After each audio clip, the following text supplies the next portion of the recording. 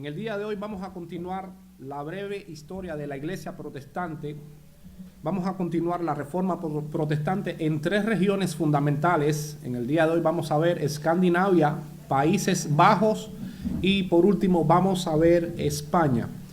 Siempre es bueno decir dos cosas antes de empezar. Nosotros en el transcurso del desarrollo de estas clases, una de las cosas que tenemos que tener presente es que donde hay un movimiento reformado, siempre hay un movimiento de oposición que se opone, que está en contra, y en el día de hoy nosotros queremos señalar que el movimiento que se va a contraponer es el movimiento de la Iglesia Católica con la Inquisición, que en estos momentos transcurre el siglo XVI, año 1500, y vamos a ver cómo en estas regiones de Escandinavia, Países Bajos y España se convierten entonces en un bastión de la Inquisición en medio de una fuerte opresión y persecución de todos los que se convierten a la fe. Es importante nosotros a la hora de adentrarnos recordar que el movimiento reformado comenzó con Alemania, con su principal exponente Martín Lutero. Después lo vimos en el desarrollo de Suiza, en la Suiza alemana con Ulrico Zwinglio, y después en la Suiza francesa con la figura descollante de Juan Calvino. Hoy vamos a hablar específicamente de tres regiones fundamentales: Escandinavia, Países Bajos y después vamos a ver España. Bueno, la región de Escandinavia estaba compuesta por tres naciones ubicadas al norte de Europa. Estaba la nación de Dinamarca, Noruega y Suecia. En teoría esto era un reino que estaba dominado por un rey. Pero ese rey, que es Cristian II, domina específicamente sobre Dinamarca y parcialmente en Noruega, porque su, vamos a decir, su poderío o su actividad de dominio en Suecia era casi nulo. Ahora, cuando nosotros vemos que comienza el inicio de la reforma en Alemania, el rey de Escandinavia, que era Cristian II, al mismo tiempo era cuñado del emperador Carlos V. Y este personaje es muy importante para nosotros, porque ¿quién es Carlos V? Bueno, Carlos V es el rey de España, pero también es el emperador del Sacro Imperio Romano Germánico. Es decir, este hombre tiene mucho poder. Además de que es español, Carlos V es católico y es al mismo tiempo enemigo de todo movimiento protestante. Bueno, ¿qué tenemos aquí? Cristian II es el cuñado del emperador Carlos V, pero Carlos V domina en España, pero también tiene dominio en los Países Bajos. Es un hombre que tiene mucho poderío, tiene posesiones en Países Bajos, tiene posesiones en Italia y en territorios incluso de América Latina. Carlos V, el emperador. Ahora, ¿qué hace Cristian II? Cristian II, por tratar de evitar conflictos, porque habían situaciones de enemistad entre las autoridades eclesiásticas y también la aristocracia de esas naciones, él adopta una actitud de tolerancia hacia el luteranismo. Es decir, comienzan a llegar las ideas de la reforma de Lutero y comienzan a tener aceptación, y este rey apuesta por darle luz verde al crecimiento de la fe en estas naciones, países escandinavos, y él comienza a ver un desarrollo en fundamentalmente Dinamarca. Sin embargo, esta táctica no le dio mucho resultado, ya que inevitablemente, debido a problemas internos, se produce una guerra en la que Cristian II es destronado por su tío Federico I.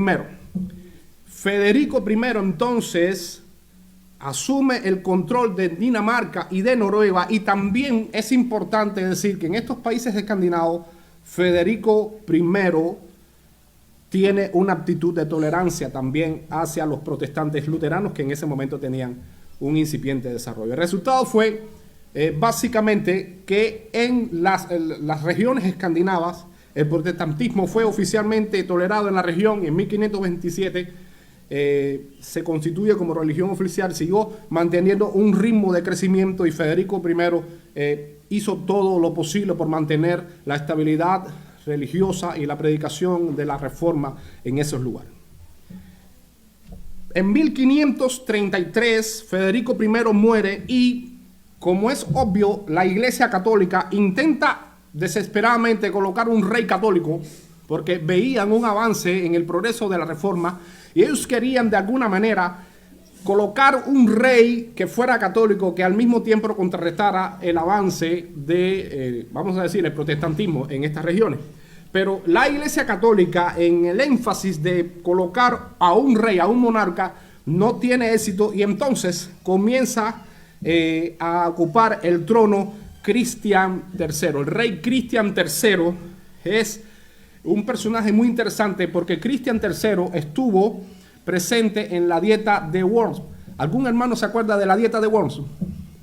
Bueno, la dieta de Worms es aquel espacio donde se toma a Martín Lutero para que se retracte de sus ideas protestantes y que por supuesto pudiera decir que se arrepiente de todas estas ideas que él planteó en las 95 tesis, y lo que ocurre es precisamente todo lo contrario. Martín Lutero no se retracta y entonces a ese espacio donde hubo grandes personalidades, donde estaba Carlos V, pero también estaba Carlos III, este señor que va a ocupar ahora el trono, entonces se le llamó la dieta de Worms.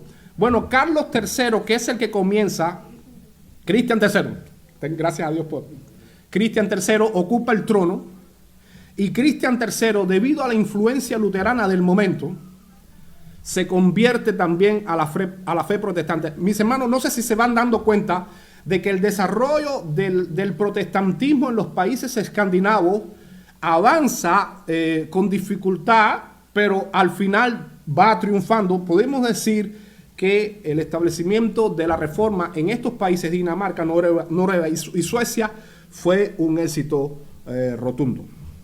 Nosotros vamos a encontrarnos también ¿qué pasa en Suecia? Bueno, Suecia en la práctica no tenía una dependencia política con Dinamarca ni Noruega. Recuerden, el rey dominaba sobre Dinamarca o Noruega, pero Suecia era casi nulo su gobierno.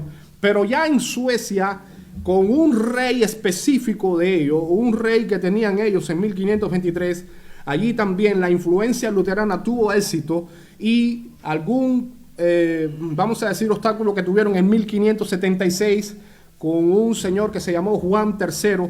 Juan III trató de implementar el catolicismo en Suecia, pero los esfuerzos fueron también en vano, ya que todos estos fueron esfuerzos frustrados.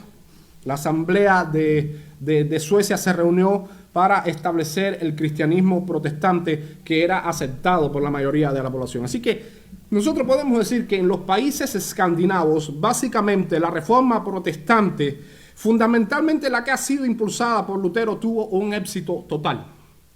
La iglesia luterana quedó establecida en aquellos, vamos a decir, en aquellas regiones, pero si pudiéramos decir algo que marcó una disyuntiva, es que en el establecimiento de la iglesia luterana, en el establecimiento de la reforma protestante en estas zonas, ellos comenzaron a unirse al poder estatal, y esto es muy importante, porque la unión al poder estatal le hizo daño a la postre, a la fe, al cabo de algún tiempo. Ahora, ¿qué pasa en los Países Bajos? Se llama Países Bajos, Holanda y Bélgica, y tienen su nombre porque en su ubicación geográfica están por debajo del nivel del mar. Bueno, los Países Bajos, en aquel momento, Holanda es el país más desarrollado que tiene Europa. Es el país económicamente más, vamos a decir, visto económicamente, el más adelantado. Tiene el poderío, la influencia del emperador Carlos V. ¿Se acuerdan? Carlos V domina en España, pero también domina los Países Bajos. Y Carlos V es español, es católico. Y este hombre, al mismo tiempo, comienza a sentir que la influencia luterana de los países escandinavos está llegando entonces a los Países Bajos. Y Carlos V comienza a ver que la penetración de la influencia luterana a través de Bullinger, que fue el sustituto de Zwinglio y que también estaba ligado a las enseñanzas de Calvino, también comienzan a tener un crecimiento favorable. En este contexto, cuando nosotros hablamos de los protestantes, estamos hablando de los anabaptistas, que en el caso de Francia son los hugonotes, es decir, los anabaptistas.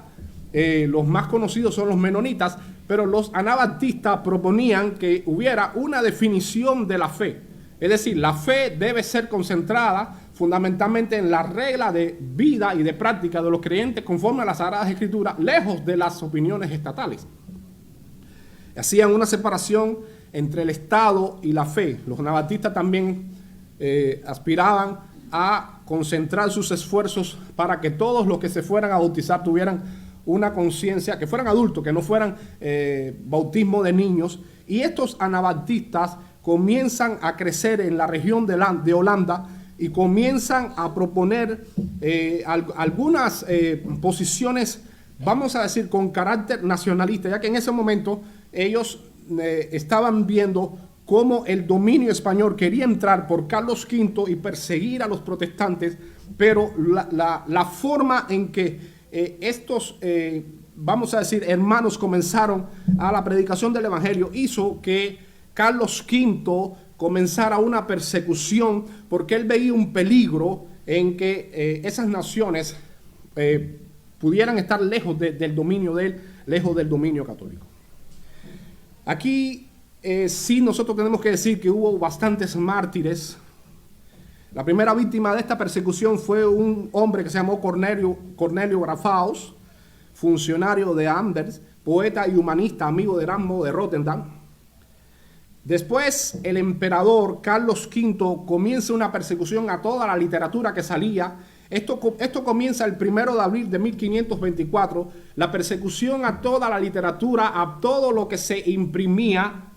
Y comienza en 1524 y no es cosa pequeña porque esto comienza en 1524 y termina en 1546, el 31 de julio, 18 años de persecución. Persiguiendo la bibliografía, el que tuviera una, vamos a decir, algún escrito que fuera, vamos a decir, luterano o calvinista, entonces era inevitablemente ejecutado. Prohibió Carlos V toda reunión, recordemos que estamos en Holanda, toda reunión pública, secreta. No se podía leer la Biblia, no se podía predicar el Evangelio, no se podía exponer la fe de manera pública. Estaba prohibido bajo pena de muerte la posesión, ni siquiera la posesión, no se podía leer. No se podía tener los libros luteranos, eran bajo pena de muerte los que pudieran tener. Se prohibió la impresión, es decir, los libros que ellos consideraban que no estaban autorizados. La persona que incumpliera tal ley, entonces podía entrar entre azotes públicos o, y vamos a decir, le colocaban un hierro candente en la piel. Algunos de estos castigos un poco bastante crudos, nosotros nos vamos a encontrar con cosas terribles que pasaron en estos momentos, para dar como una lección para que no se pudieran atrever a hacer exposiciones de la fe. Sin embargo, los edictos, la realidad que ocurre en la historia del cristianismo cuando vemos el desarrollo de la Reforma, es que a pesar de todos estos edictos y todas estas pruebas, grandes penurias, grandes persecuciones, esos edictos no pudieron frenar a los predicadores. No pudieron frenar ni siquiera a los auditorios. Todos estaban deseosos por oír la palabra de Dios. Y esos predicadores que comienzan a trabajar en Holanda, en Bélgica, son fundamentalmente sacerdotes y monjes que se habían convencido de los errores del romanismo. Por supuesto, después se prepararon otros predicadores que vinieron del sur de Alemania, vinieron también de Ginebra, pero básicamente todas estas leyes, edictos, no pudieron frenar el avance del protestantismo. Nosotros vemos que los anabaptistas deseaban separar la fe del Estado. Ahora, estos hombres de Dios recibieron sufrieron bastante persecución al principio de la Reforma en este país, a causa de las ideas políticas revolucionarias. Ahora, yo sé que estoy hablando de ideas políticas y revolucionarias y acabamos de decir que ellos están a favor de que se haga una separación. El problema es que en este contexto, los líderes del catolicismo decían que el reino de los cielos es futurista, es cuando llegue el reino más allá, post-mortem, Y hay un hombre que es la figura que en estos momentos aparece en Holanda, Thomas Müntzer, que comienza a enseñar que el reino de los cielos se empieza a disfrutar desde aquí, desde el momento de tu conversión. Tú estás en el reino de los cielos, tú tienes comunión con Cristo, no hay que esperar que venga después el reino de los cielos algún día. Y entonces estas realidades, por medio de la predicación de los anabaptistas, comienzan a ser ideas políticas revolucionarias, de esta manera. A ver, sería bueno también decir que Müntzer no solamente decía eso, sino que Müntzer decía que el reino de los cielos se podía alcanzar en esta tierra. Exacto. De hecho, Müntzer es considerado un pensador premarxista. Sí, señor. Es decir, porque él pensaba que se podía tener una sociedad perfecta como la del reino de los cielos en la tierra. Entonces, eso es lo que lleva a que choque también con la cosmovisión. De la cosmovisión del momento. Es decir, porque nosotros creemos que el reino de los Exacto. cielos ya comenzó. Pero no tenemos una idea como la de Müntzer. Nosotros Exacto. en ese aspecto como de la rama anabaptista de Müntzer. Es decir, que hay diferencias. Exacto. Como dice nuestro pastor, este hombre proclamaba que el reino de Dios había que realizarlo aquí, sobre esta tierra, que no era necesario esperar la vida celestial, como afirmaba la doctrina de la iglesia. Y este reino, por supuesto, no tendría que tener ni emperadores, ni papas, ni siquiera príncipes eclesiásticos, ni líderes laicos o señores feudales, sino que debíamos hacer ese reino de los cielos nuestro, pero aquí en esta tierra. Por supuesto, trajo persecución a los anabaptistas en 1556. Carlos V, después de una gran persecución, decide dejar el reinado de España, dejándole su silla, por decirlo de alguna manera, presidencial a su hijo Felipe II. Recordemos que Carlos V ha tenido una actitud hostil hacia la fe protestante, pero ahora cuando viene Felipe II le dice, bueno, tú has tenido hasta ahora una oposición hasta este momento bastante significativa, pero yo voy entonces a tener una oposición mucho más fuerte. Es decir, que lo que comienza a surgir a partir del reinado de Felipe II es una actitud más agresiva en contra de los protestantes, ocasionándose y produciéndose una verdadera masacre en la región. Nosotros vemos que los holandeses comienzan a ver con desprecio el poder político, la dominación del rey Felipe II, pero fundamentalmente comienzan a ver cosmovisiones distintas de cómo domina España y cómo quiere imponer su fe católica para el gobierno de las naciones. Y a partir de aquí surge un hombre que es muy importante para este movimiento de resistencia. Comienza a llegar un señor que se llamó Guillermo de Orange. Guillermo de Orange es el representante de la resistencia en Holanda, y este hombre, que pertenecía al Consejo de Gobierno de Holanda, tenía tendencias nacionalistas, y por esta razón él comienza a sufrir persecución. Él tiene que salir de España, huye a Alemania, y cuando llega a Alemania, él en vista de toda la reforma protestante del momento, él se convierte y decide organizar un ejército para arremeter contra las fuerzas españolas y contra el poderío católico que está en su país, en Holanda.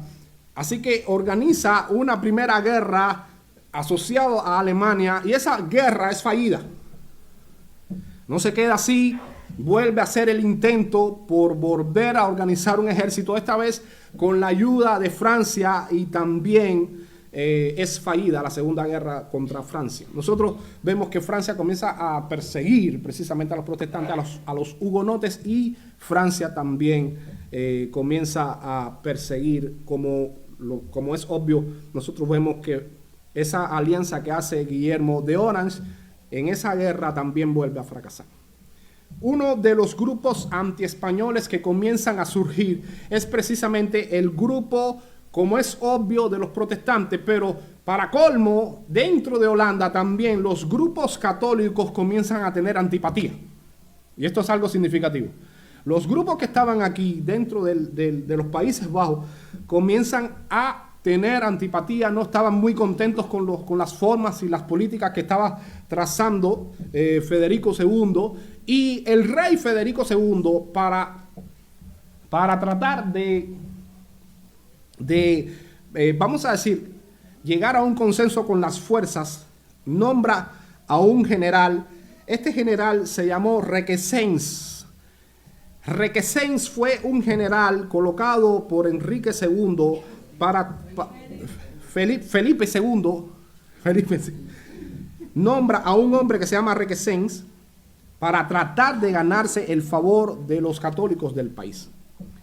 Así que Requesens tiene éxito, logra, vamos a decir, llegar a un consenso con los católicos del momento, y comienzan a arremeter. Ya los protestantes se encuentran solos y comienzan cada vez a arremeter más contra ellos, y hay un hecho histórico que marcó un acto de heroísmo. Ellos iban a morir, todos iban a morir, y a la hora de que las tropas españolas comienzan a avanzar en pos de ellos, ellos comienzan a tomar la decisión de que hay que romper unos diques de agua que tenían, vamos a decir, la tarea de suministrar el agua hacia las ciudades holandesas, y ellos rompen todos esos diques. El propósito de esa destrucción era que toda esa agua impidiera, hiciera más difícil vamos a decir, el avance de las tropas españolas, y que no pudieran llegar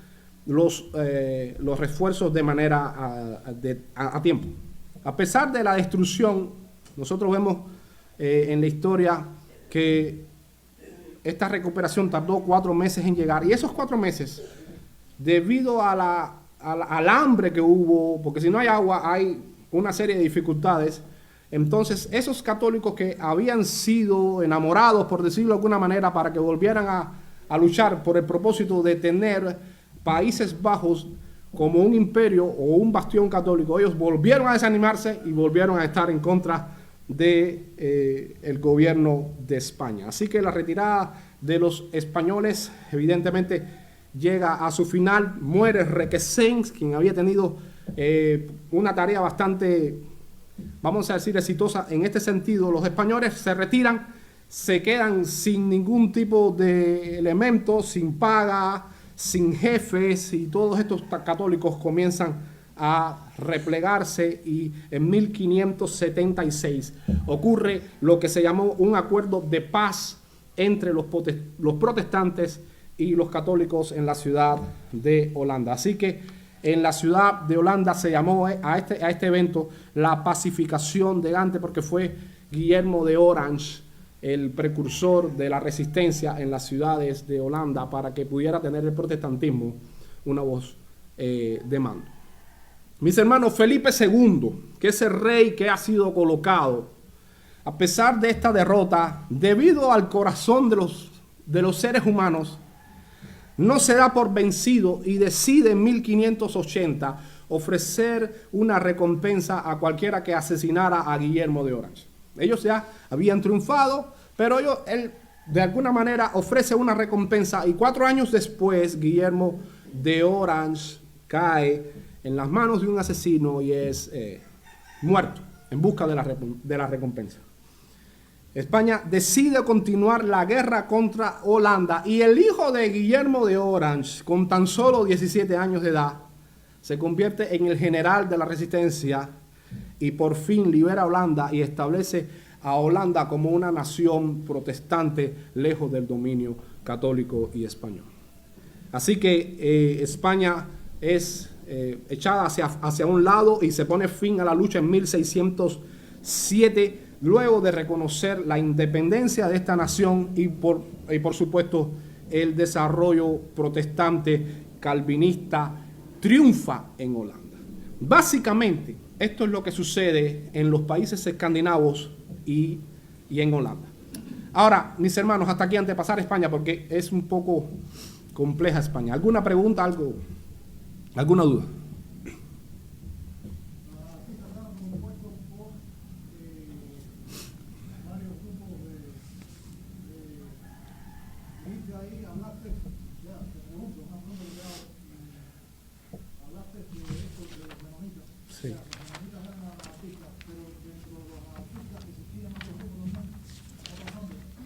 específicamente pudiéramos definir... Ajá, pastor, diga usted. Los anabaptistas es un movimiento, Ujú, no es una denominación. ujú. Básicamente ellos nacen pensando, pero eso tendría que ser Para otra clase. ¿no? El no bautismo, eso quiere decir Ajá. el anabaptismo. Es decir, los anabaptistas fundamentalmente lo que no creían en el bautismo De los niños, de los niños. Entonces, a partir de ahí surge un movimiento, muchas facciones. Sí, Algunas facciones fueron extremistas, como por ejemplo la de Thomas Müntzer, toda esta gente también que después hicieron en Alemania, creo que fue, o algo por el estilo, como la Nación de David y todas esas locuras, ¿no? Algunos eran continuacionistas carismáticos, otros no, otros se apegaron más a este asunto de la reforma y todas esas cosas, fueron un poco más equilibrados en ese aspecto. Pero hubo un movimiento muy amplio de lo que fue la anabaptismo, muy amplio. Entonces, ahí se pueden hablar de varios grupos extremistas, sí, y se pueden hablar de facciones más conservadores. Los menonitas fueron una facción del anabaptismo, arminiana por cierto, pero muy pacífico y desde el punto de vista hacían énfasis en la santidad y en todas esas cosas, ¿no? Pero fue un movimiento amplísimo, Sí, y algunos fueron, es decir, los anabaptistas fueron casi todos, fueron perseguidos. sí, Y algunos fueron injustamente perseguidos, y nosotros somos justos con la historia, ¿no? Porque algunos de esos movimientos fueron bastante, su conciencia estaba bastante apegada a las escrituras, sí, y fueron rebeldes ante ciertas y determinadas facciones de la reforma. Y fueron perseguidos también, aún por el protestantismo de la época. Es lo que podemos decir. Pero para el anabaptismo se puede hacer una serie de cosas. está claro. Porque abogaban por la no violencia. Eduardito. No, solo añadir una cosita ahí. Hay anabaptistas que fueron perseguidos por su fe, pero otros fueron perseguidos porque eran radicales y armaron rebeliones contra las autoridades civiles porque creían que las autoridades civiles No respondían no tenían autoridad. Incluso uno, no sé si fue Thomas Müntzer, decía que era el descendiente de David y si quisieron hacer como algo, como un comunismo, Sí. un reino de Dios en la tierra, y hubo rebeliones armadas contra el gobierno que la Biblia no puede ver. Correcto. Eso es lo que Romanos 13 Sí, prohíbe, que los cristianos se levanten en ambas contra un gobierno civil, por muy malo que sea. sí, sí. Y por eso fueron perseguidos muchos, otros por su fe, pero eso en específico.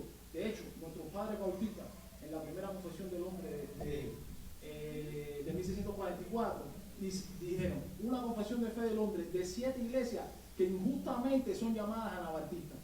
En Inglaterra había recelo con los bautistas, porque pensaban que creían en la misma doctrina de los anabaptistas, que eran, desconocían las autoridades civiles, que la Biblia no enseña eso.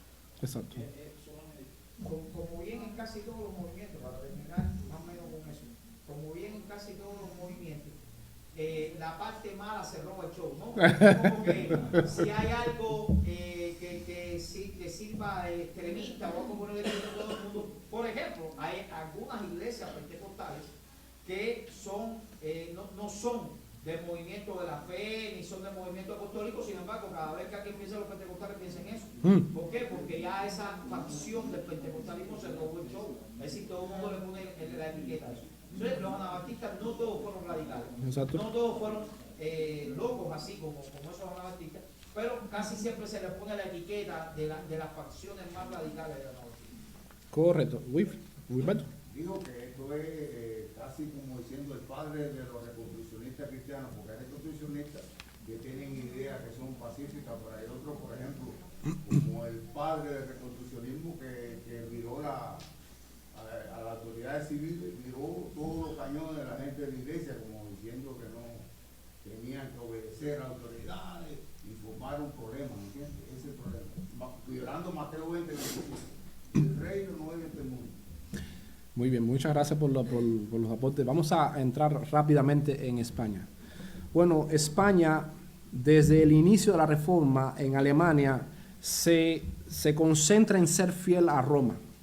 Recuerden que está Carlos V aquí, que es español, que es católico. Sin embargo, las ideas y las influencias reformadas comienzan de todas formas a llegar a España. Hay dos ciudades fundamentales que pudiéramos decir aquí en España. Está Valladolid y está Sevilla. en Sevilla comienza a surgir una congregación muy interesante, cerca del 1.000.000 de creyentes, aproximadamente podemos decir 800.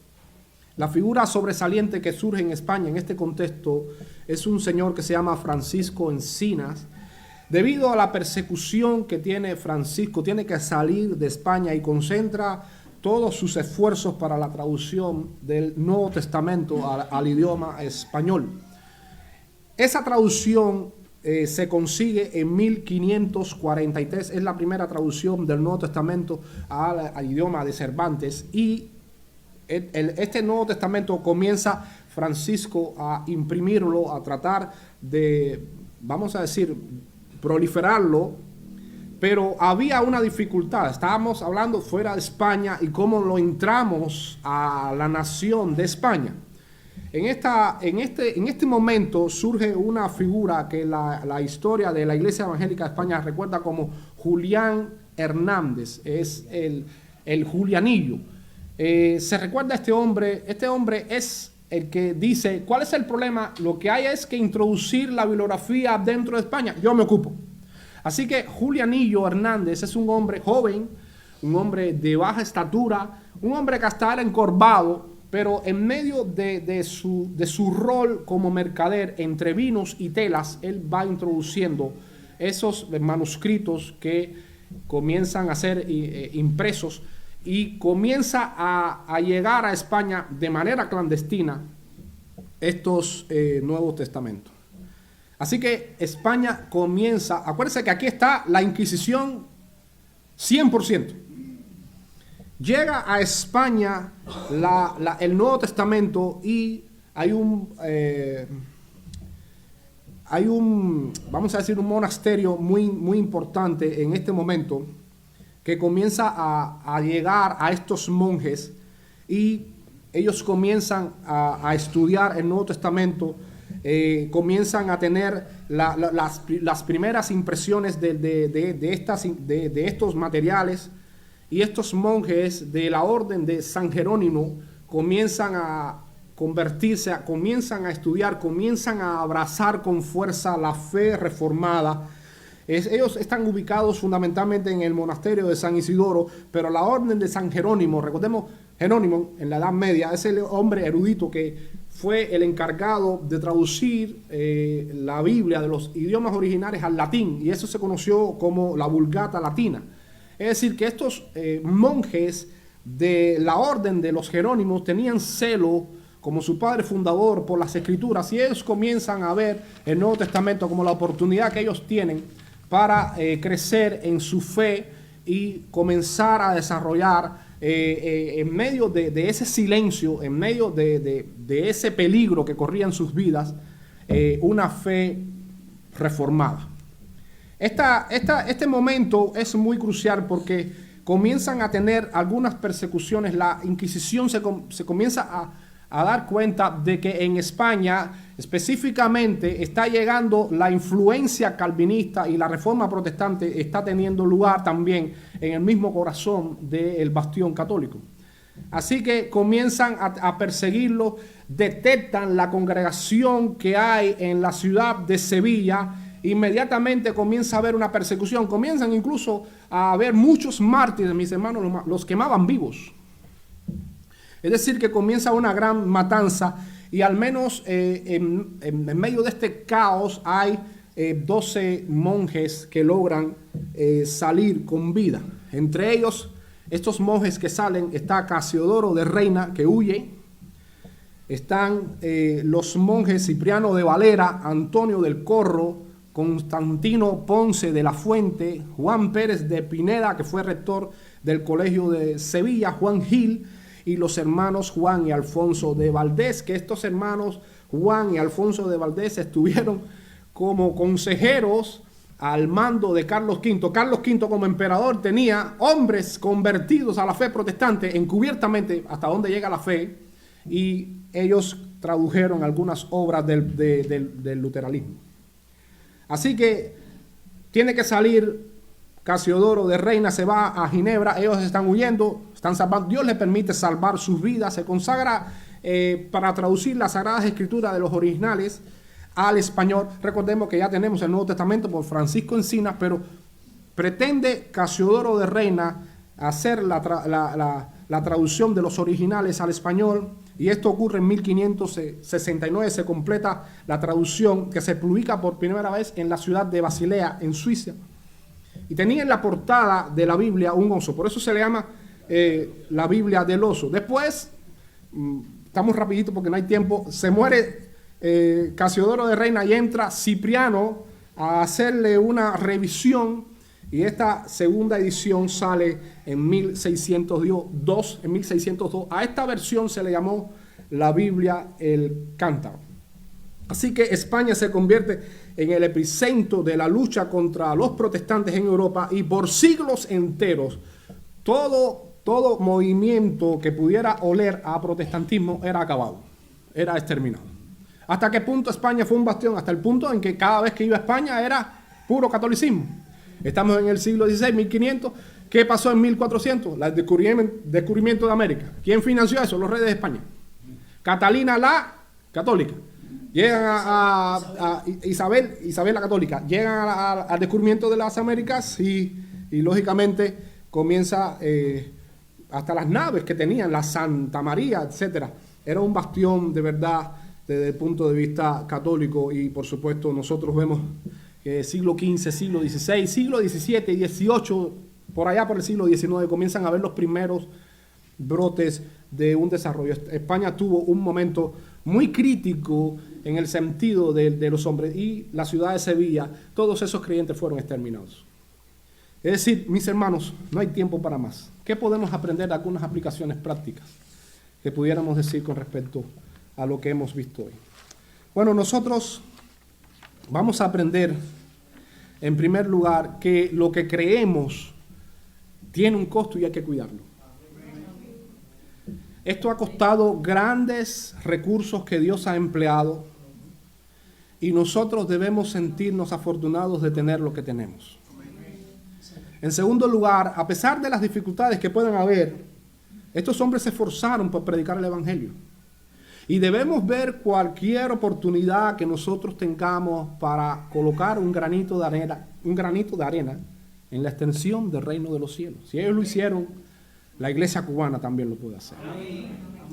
Y un ejemplo nosotros también lo vamos a ver en que todas estas pruebas en realidad lo que estaban buscando era definir la doctrina del ocultismo. Al final, estas pruebas Dios muchas veces las permite para saber quiénes son los verdaderos y quiénes son los que no son. Amén.